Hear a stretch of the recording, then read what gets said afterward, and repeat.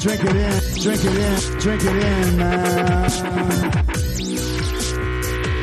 It is picked off by the line. Darius Slay's got it. Coming back right side 25. Picks up a block at the 30. Darius at the 40. Drink it in, drink it in.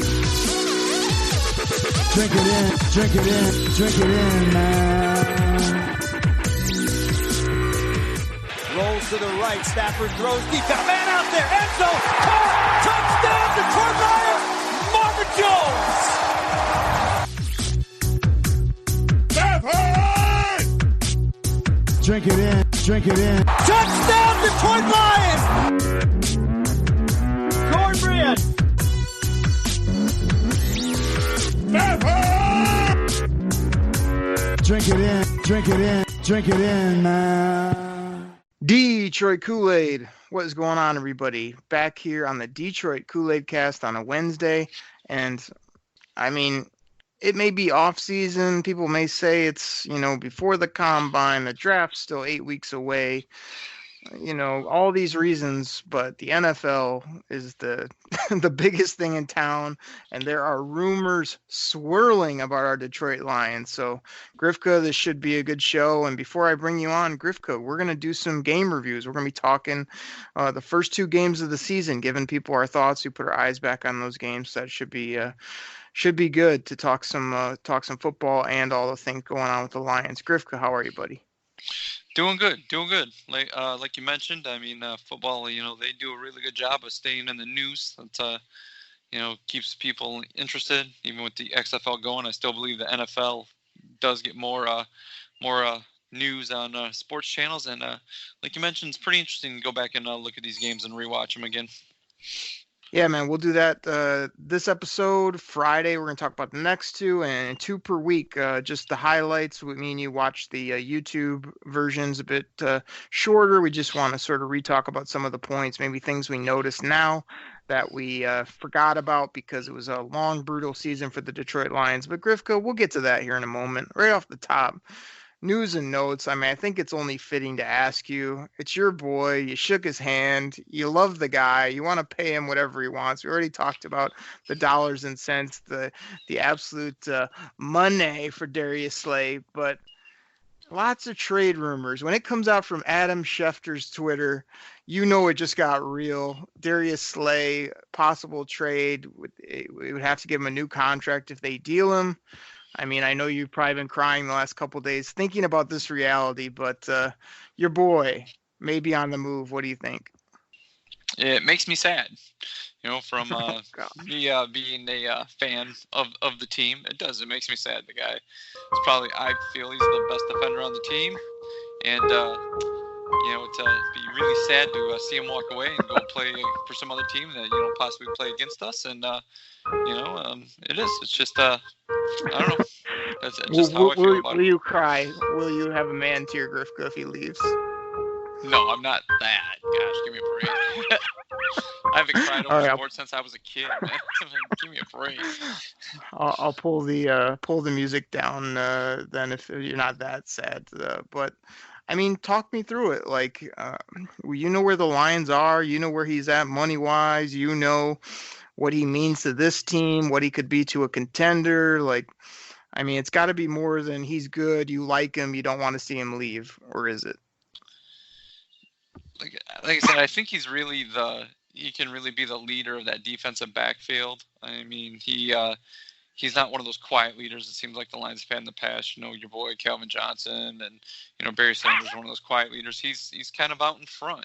He's boisterous and he has that self-confidence out there. Even when he gets beat up, and burned in games, he's got that quick return, and doesn't remember things really well, like a good defensive back should. So that's what I think. I mean, I still believe he locks down, half the field. I mean, yeah, he does get, matched up against teams, a lot of one-on-one. And I mentioned this before. I don't think he's like a top, he's not the top cornerback in the league. But still, I mean, I think he could do a lot for this team. And if he doesn't, I guess, mesh well with the coaching staff, or it could be one of those reasons. Plus, like you said, what he's looking for, he wants to get paid like the top cornerback out there, and he's not the top cornerback. So if that's one of those things, he can go out there and say like, oh yeah, I want to stay here in Detroit, I want to retire in Detroit, but yeah, pay me the top cornerback. And I mean, I love the guy, but come on, man, you ain't the best cornerback out there. I mean, that's just kind of foolish. So I can see Detroit doing the due diligence, and other teams are like, yeah, we'll pay you top dollar because we think we're close. Maybe Detroit doesn't think they're that close, and other teams are more than willing to make a run and trade some stuff away, kind of like the way Chicago did a couple years ago with Khalil Mack. And now we all hear, Chicago's looking to get rid of Khalil Mack. So it's very disheartening, to the fan base, as from the GM side sort of view. If you're not willing to pay him that much and sink that much cash into him, you have to listen. But I think one of those things, like, you just can't go, oh, we got a 6th round pick for the guy. That's just, I mean, you may feel different, but I just think that's just a waste. I mean, I'm not saying you're getting a king's ransom. You're not looking, oh, I need a 1st round and then number 2 and then next year's 1st round. You're not looking at that either. But I mean, if somebody's to offer him that, yeah, go get it. But I mean, I think you have to get a wise trade, 2nd, 3rd. I mean, I love the guy. I might be overshooting him, but I'm hearing stuff like, yeah, you'll go get him for like a 5th this year and a 3rd next year. Okay, you mean there's a lot of scrap that you could trade that to. I actually saw that one out there. I'm like, yeah, okay, that's kind of crappy. So yeah, I'm kind of surprised you're even in that realm of being somewhat open, or just, even though you're going to be very, very sad, as the music said. But, the long and short of it for me is that, there's no doubt, like, Slay's good. I mean, you say it a million times on the show. All these people say it. He's a good player. People starting to all of a sudden, now he's the best player on the Lions, and he's the best this and the best that. And now that he might be on the way out, like, I always rep Slay as a good player, at his position. Now, you went into some leadership and leading the DBs and this, that, and the other. That's sort of my issue with him, is that his attitude in regards to having fun and being yeah, I play hard, and yeah, I want to be a great corner, but he's not the guy in the middle of the huddle getting everybody fired up. He's not the guy that's bearing down, on 4th and short, putting his blood, sweat, and tears into it. He's out there doing his technique, covering his man. Like you said lock down half the field. I mean, he does, deal with the number 1, but I can't say there's many games I go into it thinking, oh man, I can't wait to see how Slay dominates the game today. He's just sort of there, does his thing. You don't notice him too much, which is a good thing, and can be a bad thing at times. But my whole thing is, it's all about value. It's all about the price tag. It's all about his age.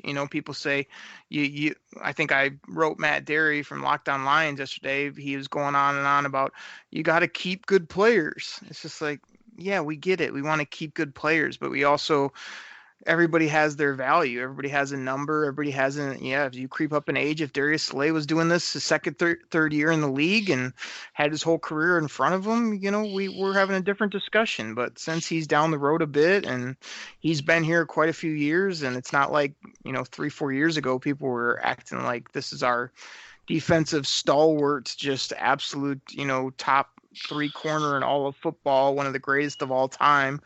I mean, that's not where he is now. All the contracts are going up. So I'm definitely in the camp of, yeah, man, if they can keep him and know he's going to not hold out and know it's not going to be a huge issue and add another corner, yeah, that's great for 2020 and maybe 2021. Absolutely. Like, makes our team better. Would love to combo him up with another top corner and let's roll on defense. But if they know it's going to be an issue, if they think, he's not settling for anything under 17 million is a lot for a cornerback. Now, you bust on Trey Flowers all day, every day for $18 million. How many sacks does he have, Oakley? It's like, I'd much rather give that kind of money to a 26-year-old, big physical defensive end that is quiet, loves football, bought into the scheme, loves the head coach. All that type of stuff is worth money as well. So I guess again, getting around to my side of it is just like I'm on the trade side right now, which is just like it feels like the right time, just like it did when me and you were here arguing about Golden Tate. You're about ready to hand him $10-12 million for 3 years, and I was saying, it's probably time to flip that asset, which they did. And that's the kind of feel I'm getting from Slay, from a team perspective, leadership, as well as now. Either do it now or you're not going to do it. Either the contract's just going to run out, or his play is going to depreciate, or he's not going to be happy. So I just think it's much more than, hey, keep good players, pay the guy, as I see online all day long. So it'll be interesting, though. We'll see what happens. Would you expect something to maybe happen before the draft or after, or where would you peg it if they are going to move on, or finally just say, no, he's going to be on our team, or he's not going to play football in 2020? When do you think that occurs? If the Lions are looking to move him and Quinn and Patricia are, I guess, for lack of a term, working for their jobs this season, I think they need to trade him beforehand, because it does them no good for him to trade him after the draft and get, draft picks next year. I mean, that really doesn't. Then you're just kind of, I don't want to say you're buying into hope at that point, hoping your team has a good year and whoever you replace him with, fills his shoes more than adequately. So I think the trade has to happen for them, before the draft, if they're getting picks this year, to show like this is what we flipped him for, because you can't you can't sell the hope afterwards saying, yeah, we got a number 3 next year for him, and you're not around there to recoup the benefit of it. So I think it has to happen before the draft if he's going to get traded. Yeah, I mean, I like it before, but I don't think that you're going to get all the assets for him anyway right away. So even if you make it before the draft, you might get a 2 this year, future pick, and then that frees up that money to go spend. If you do it early enough, round the start or as free agency is still cooking, we can take that money and move it into a different direction. That'd kind of be my ideal scenario. But I just don't buy into this whole Bob Quinn, Matt Patricia, that they're just so hung up on, we got one more year. We got to do it. Like, it's such a big storyline, but I think they know there's pressure. There's pressure every year as a head coach and a GM, and it's not like they've been not trying to put a good football team out there the last couple of years. Injured first year as a coach, he tried to flip over the organization. So I think they're probably just going to go about it as is, and they're either going to be good and stay and put up a good record, or they're not, and the people that powers that be are going to let them go. I don't know that it's this all in play like people make it to be. But like I say, we could talk about it for days. Let's go ahead and we'll table it. I'm sure there'll be many more shows that will open and talking about your boy, the guy who shook his hand, Darius Slay. But we'll talk about Stafford and Tua on Friday. So make sure you check into the Koolaid Cast then. Grifka, let's pay some bills. Let's get our sponsors in here. And when we come back, we're talking about the Arizona Cardinals, the road opener, where Matt Stafford was dealing. Kenny, the Hawk, put in a game for the ages. And then the fourth quarter happened, and we're also going to recap what we saw live in person against the Chargers and what we notice now, or what we focused on that maybe we didn't back then when it was actually happening. So we'll take a quick break. We'll be right back. When you need mealtime inspiration, it's worth shopping Kroger, where you'll find over 30,000 mouth-watering choices that excite your inner foodie. And no matter what tasty choice you make, you'll enjoy our everyday low prices, plus extra ways to save, like digital coupons worth over $600 each week. You can also save up to $1 off per gallon at the pump with fuel points. More savings and more inspiring flavors make shopping Kroger worth it every time. Kroger, fresh for everyone. Fuel restrictions apply. All right, everybody, we're back, and we are back in the time machine. This is when was this game? This was September of 2019. We traveled down to Arizona, the big toaster oven out there in Arizona, to play the Arizona Cardinals. Grifka's favorite player, Kyler Murray. I mean, he just loves this guy. We go in there, and the Lions.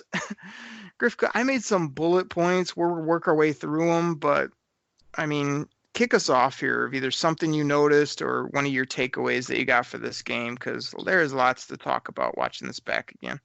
Okay.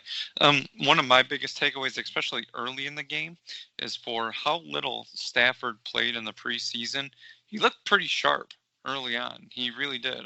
He seemed like he picked up the offense really well.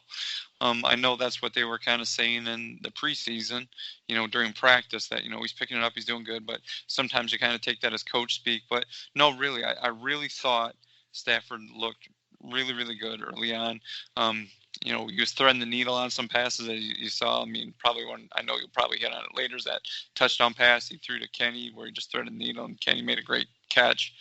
But, finding the guys in the field, especially, open, he wasn't trying to force the ball anywhere. You mentioned Hawk. He found him on, hitting him in stride a lot where Hawk didn't have to stop or reach behind him, jump, to make some spectacular catch. He was hitting him in stride where Hawk was just able to turn and go upfield.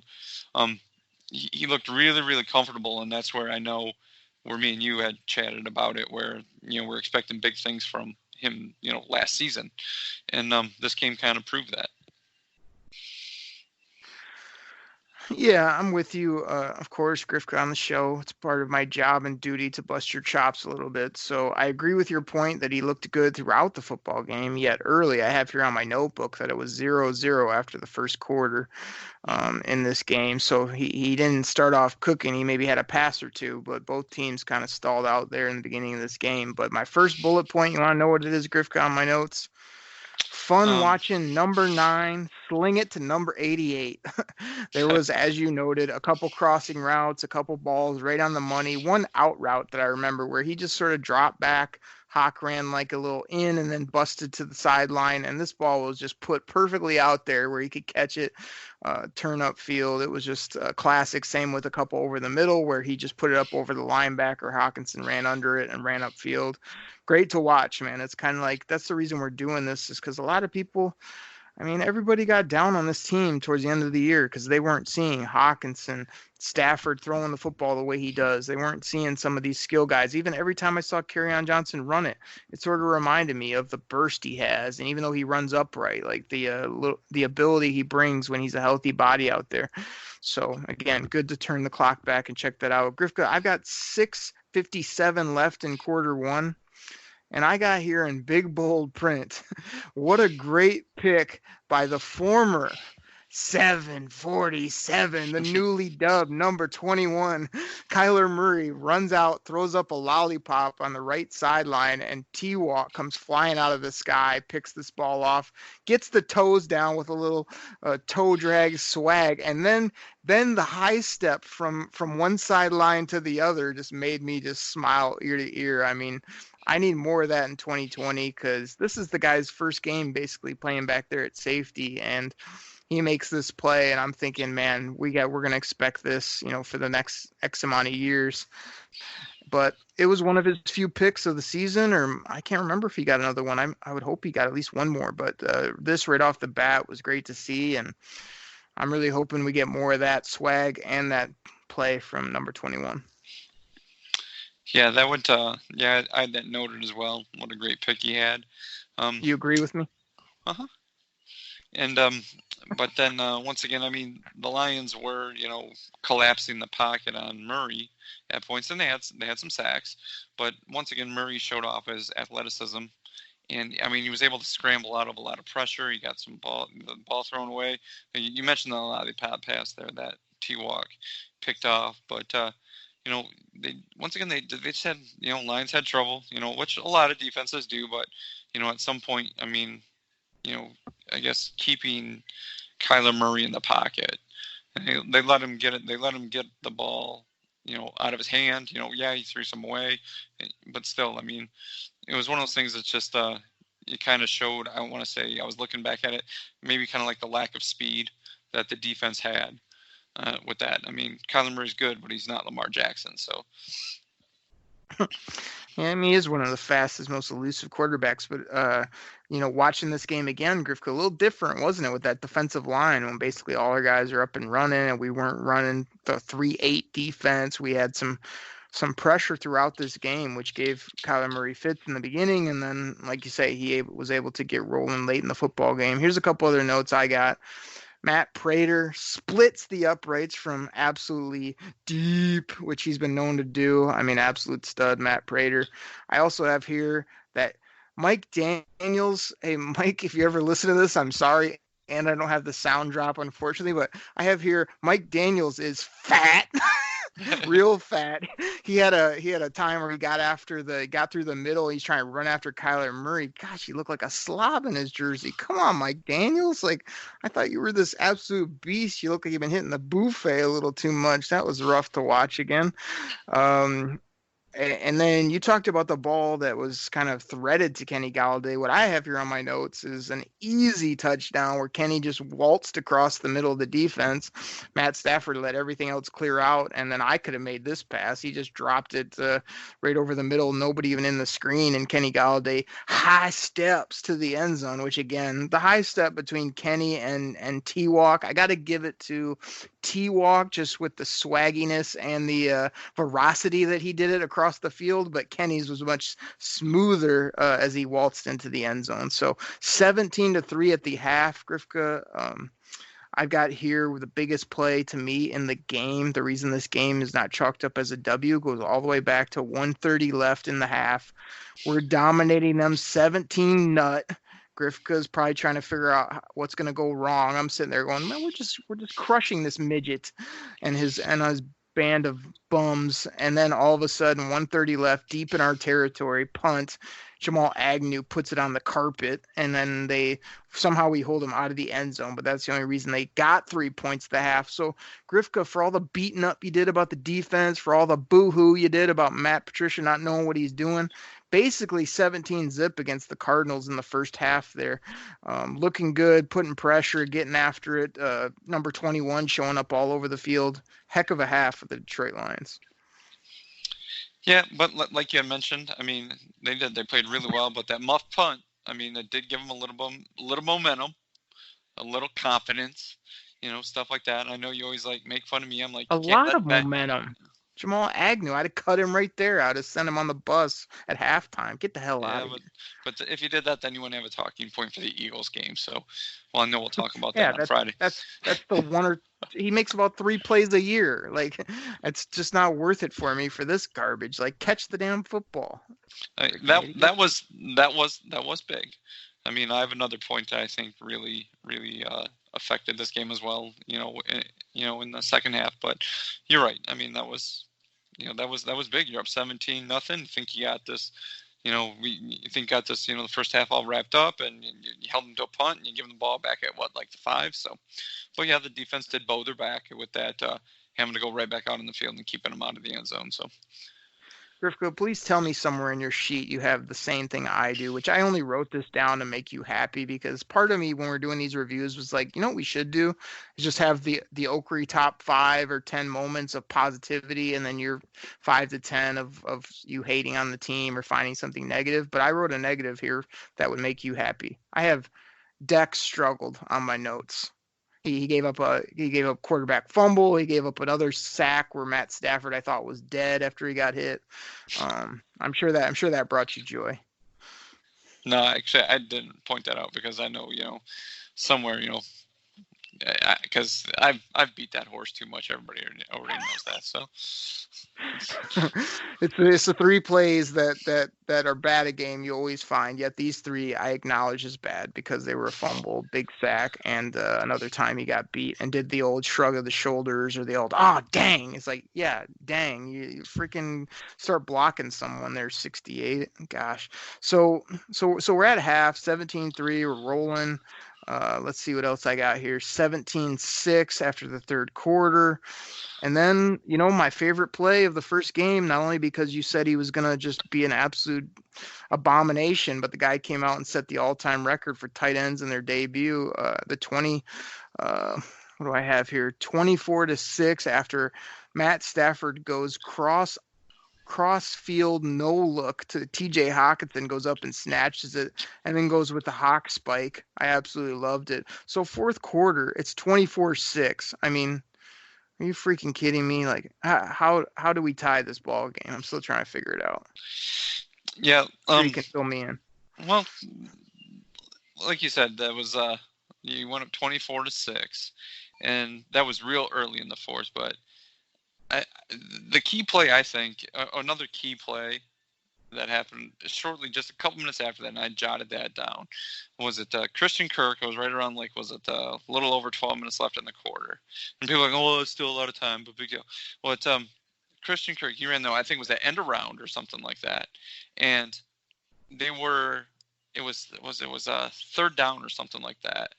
And the Lions defense played it pretty well, but they missed, like, a lot of tackles, and Kirk was able to get Quandre. What's that? Your boy Q missed that one. Yep, and he missed, that was behind the line of scrimmage, and then as he got closer to the line, a couple more guys missed him, and he broke free and got about like another 8-9 yards on the play and kept the drive alive, and that it moved him into field goal range, and the Lions held him to a field goal. It was like, okay, it's just a field goal, 24-9. But if they were to get him behind the line of scrimmage, not even get the first down, they weren't in field goal range. They would have had to punt the ball or would have had to go for it on fourth down. So I know at that point, with 12 minutes left in the game, you might not think that's a big point, but really, it kept the drive alive and got him 3 points. So, and I know at that point, I remember, was it even during the game they were talking like, you're down 24-6, what good does the 3 do? But still, we saw in the end what happened. So I thought that was a big point. Some people might just kind of like blow that off, but I thought that was kind of huge. Yeah, the missed tackle, you go back and watch it. Like, one thing we're hoping is if you guys are out there, like, just go to YouTube, type in Lions Cardinals 2019, find the NFL version. I think it's about 12, 13 minutes, whatever it is.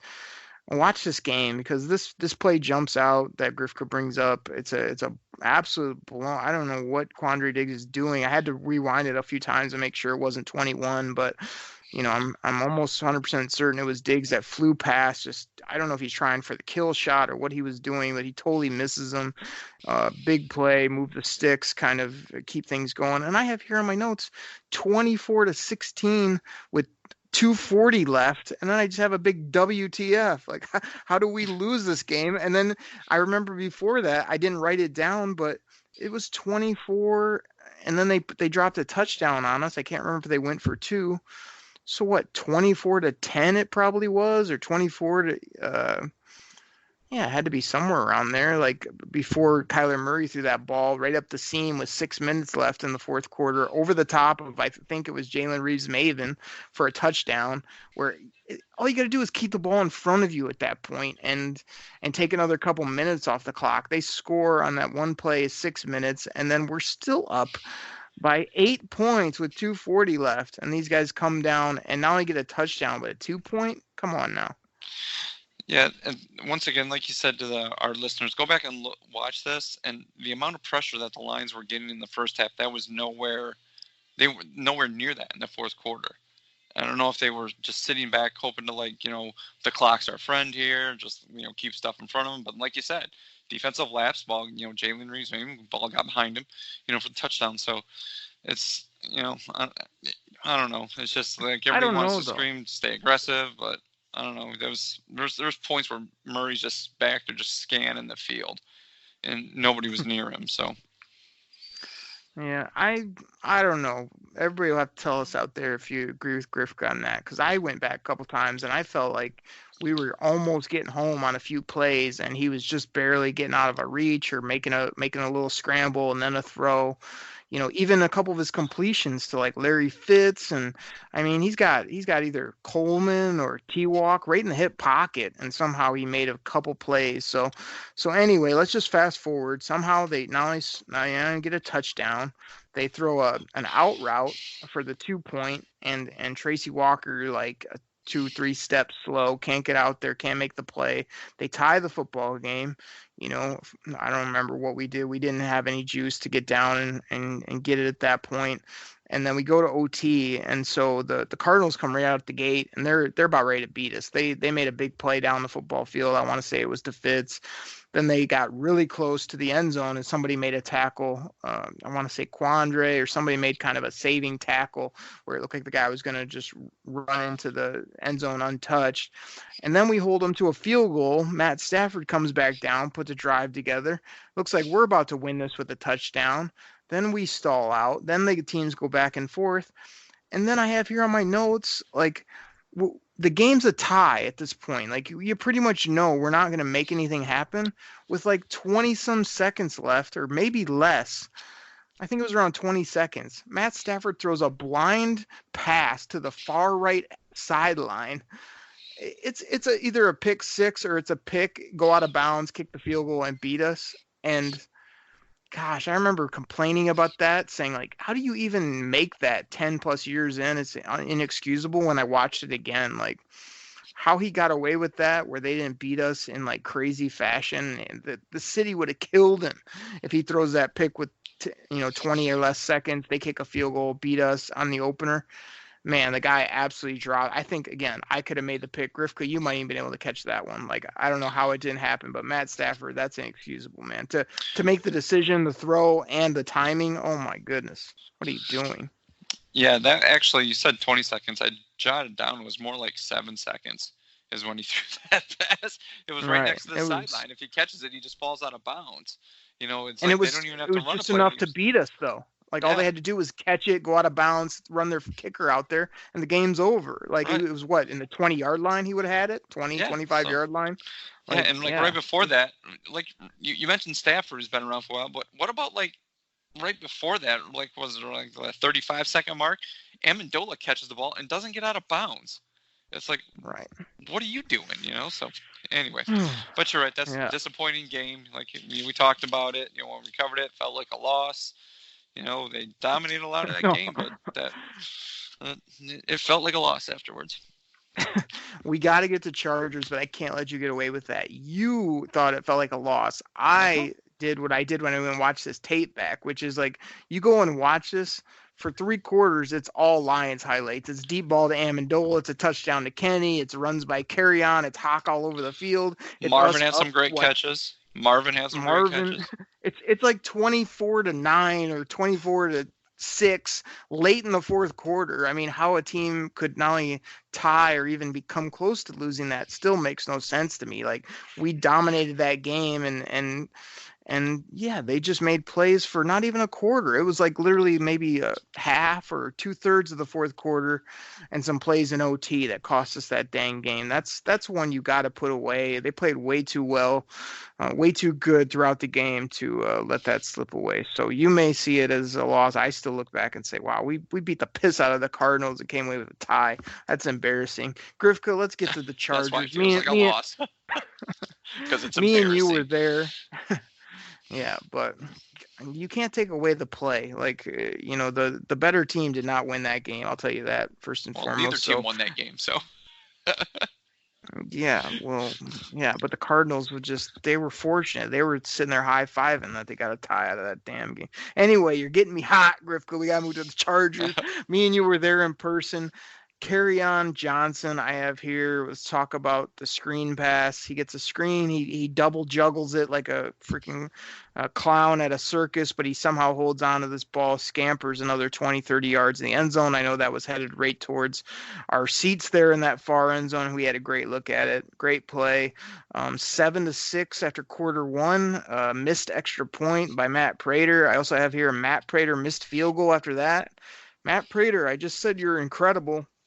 And you just hit dead middle from 50 and from deep, and now you've missed an extra point and a field goal? Come on, buddy. Unbelievable. Grifka, what do you got on the early parts of this game? Carry-On looked like the running back that we all expected him to be. Like you said, you mentioned the bobble that went for the TD, but you also had a couple other big runs as well. We looked quick off the edge, a couple times quick up the middle, had some nice, 8-9 yard carries. So it was that running back that we all hope Carry-On's going to be for us, and it was one of those games where he showed flashes that we always talk about. And is not like, again, go back and watch it. People pull up the Lions Chargers 2019. Like, watch some of these early games when Carry-On's healthy and rolling. Like, he's still a more than serviceable NFL running back. Does he need a partner? Sure, we got Bo Scarborough now. Hey, we might draft a player. Like, he can get it done, man. It's just everybody wrote him off because he's been hurt 2 years. You can't excuse it away, but hey, man, like, if you get hurt early in your career or late, does it matter? As long as he doesn't continue, like if he goes the Stafford route and these are his 2 injured seasons and he ends up playing good for the next few, that's what we're looking for from KJ. So I saw lots of glimpses as well, and I hope that reminds people that we don't write this guy off. We could have a running back and a running back by committee, which would be nice to have as well if we're not going to pour into a stud. So 10-6 at half. I mean, I wrote here the Chargers got late points, which I still can't figure out how it happened. Like, we basically had them pinned back on the 5-10 yard line with, I wrote down here 20 seconds. And next thing you know, they go all the way down the field with thanks to one deep pass, and end up kicking a field goal at the half. Like, that can't happen. Like, there's no reason that they should have been able to get down the field the way they did with where they were and the time on the clock. It should have been a kneel down or a let's get out to the half, and instead they're putting up 3 points on us late. So that's what I wrote there.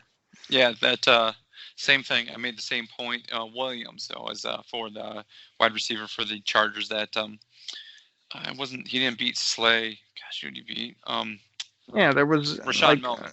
And the safety was back there, and they didn't lay the lumber on him either. I wrote that down. Like, they kind of both, one got beat and one dove up over the top or something, and Mike Williams just made a diving catch. Like, 4 seconds left in the half, got out of bounds. They were able to come and get that field goal. So it's those little things like that even though Lions won, it's just like, come on, guys, got to clean that up. I mean, yeah, they know better, but how do you let that happen? So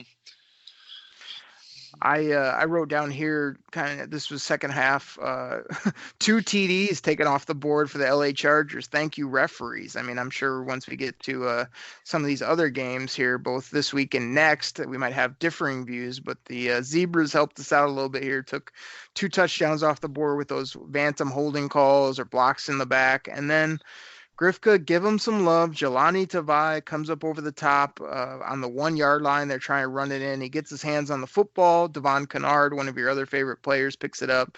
Huge turnover for the Lions with 8:26 left in the third quarter. This was probably the rookie's one of his better plays of the season. And Tavai had a sack in week 1. So here we are in week 2, and the rookie second-round pick is not only playing, but turning the football over, getting after the quarterback. He had a few nice tackles. I mean, decent seeing him do this early on, where a lot of us maybe don't remember way back in the season where he was out there getting legit snaps right from the get-go. Yeah, here's my third quarter notes. I'm going to tell you this. Chargers TD called back, holding. Chargers, another TD called back, block in the back. Pass interference by Lions takes ball down to the 1 yard line. San Diego fumble thanks to Tavai, 8:26 third quarter. Nothing happens. San Diego missed field goal 2 minutes. Stafford pick 1 minute in the third quarter on a long pass. It's just like, that's got to be one of the sloppiest quarters of football I've ever noted. I'm just like, right. Oh my gosh. Right. I mean, the crazy part was, like you said, we were there and we just wanted a W, but you're looking at this game 7-6 after 1. 10-6 at half, 10-6 heading into the fourth quarter. Matt Stafford had not only one, he had 2 of those deep punt-like interceptions where he just launches it down the field into double coverage. And then, and like you say, it stayed that way right till the end. We end up getting a great touchdown. You had to love watching that throw again from Stafford to Kenny on the basically the in-post route. Put it right on him, diving touchdown. Stafford all fired up. That was great to see. Right, and once again, I mean, Stafford made the pick, and I guess the Lions, I don't want to say got lucky, because on that drive back downfield, San Diego missed another field goal. So yeah, it's strange, man. We were talking about the defense and improve, but gosh, there was just points where it just seemed like San Diego was moving the ball. My boy Darius Slay, Keenan Allen, just punched him in the face and took his candy all game. The one-on-one, it just seemed, until Slay had that pick, at the end of the game. But geez, I mean, watching like Slay just getting, beat like a dusty rug. I'm like, come on, man. Oh, I'm so glad you went to that. That's one of my other Grifka favorites. Says it all day, either that or couldn't cover a coffee table is my other favorite. Grifka, and you blew by something that we got to do. So I want to hear your thoughts on this. But let's go back to the multiple missed field goals again in Ford Field. I think it's only fitting.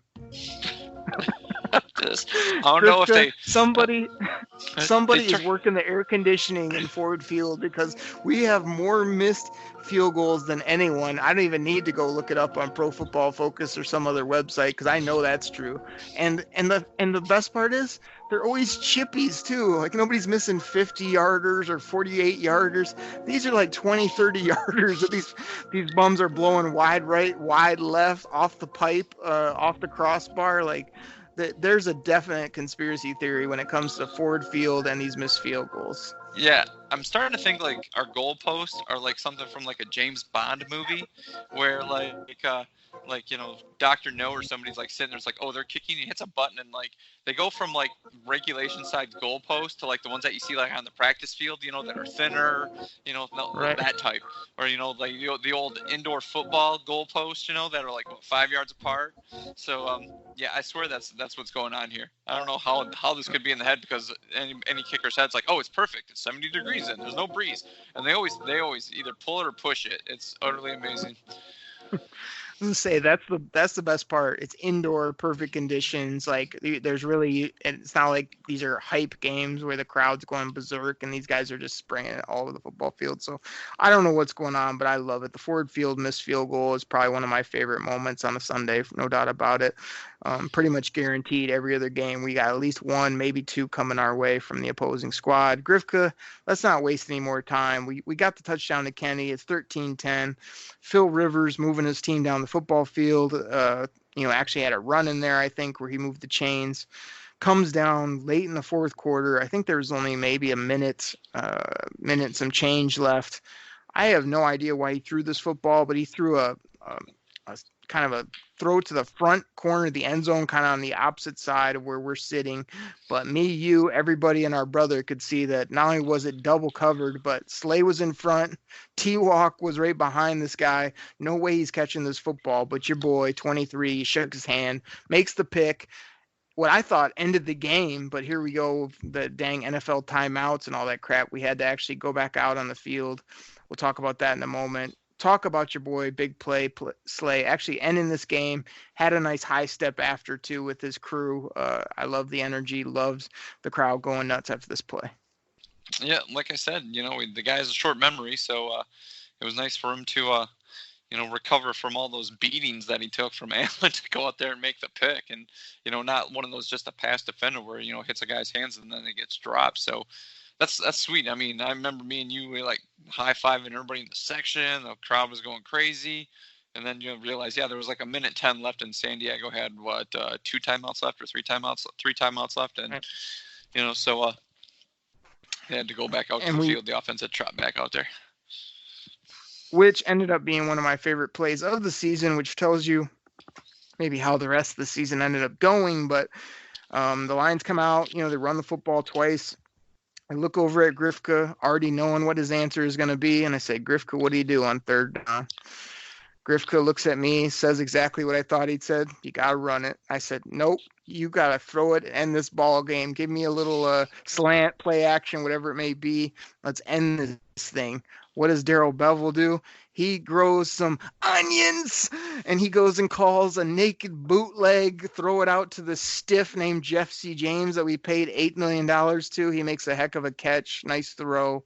Dives forward. Is actually closer now that I rewatched it again. He only made it by about a half yard, maybe a 3/4 of a yard past the chains. Moves the sticks. We're loving it. We're basically 2-0. Home win at Ford Field. Gotta love it. Good day at the old opening day down there in Detroit. So loved it, man. Big win. And like I say, it wasn't a pretty game, but who cares, man? These are the type of games we want to see them win more often. We're not looking for 400 yards and 5 touchdowns. We just want that W. And too many times we come up a little bit short. So I loved it. Yeah, that the pass to Jesse James, he must have known that the posse was getting close, because it seems like he scampered out of town after that, and we never saw him the rest of the year. Oh, Grifka, that's not a gimmick phrase, but it's definitely worth a bell. Oh my goodness, how you pulled that out, I have no idea. But yeah, in my world, the Lions are basically 2-0. You, of course, are still sulking over the Cardinals game, where you feel like we lost the game rather than played great for basically 80-90% of that game and somehow came away with a tie. Friday, we're going to be talking about Eagles, Chiefs. And like I say, everybody's got to tune in because we're talking Stafford trade. Gosh, I got another curveball I might throw at you, Grifka, and you want to ask me about Tua, I know, so you get my thoughts on that as well. So everybody check us on Friday for the Detroit Koolaid Cast, but we can't end the show yet. Grifka, you got anything else for the people? Nope. Everybody, please just go tweet at Grifka. Just send him a couple notes to make him laugh this week at GrifkaDKC. And like I say, we'll catch you back here Friday talking all things Detroit Lions. Please just check us then. Thank you guys so much. Take care. We're out. Pack the bag, start the plane. This game is over. It is over. What a comeback by the Lions. Drink it in, man.